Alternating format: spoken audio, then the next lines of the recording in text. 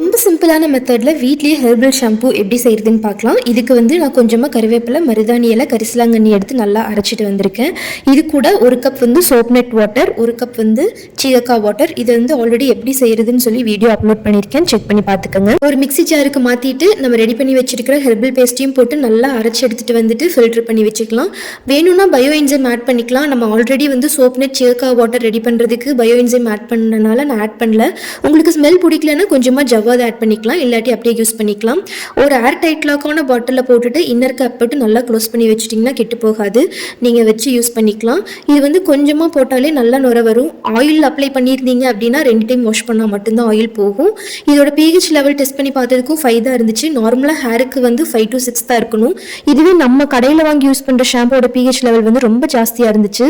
இது நம்ம ரெகுலராக யூஸ் பண்ணல கண்டிப்பாக ஹேர் ஃபால் இந்த மாதிரி ப்ராப்ளம் எல்லாமே வரும். நம்ம வீட்லேயே இந்த மாதிரி நேச்சுரலான ஷாம்பு செஞ்சு வச்சுக்கலாம்.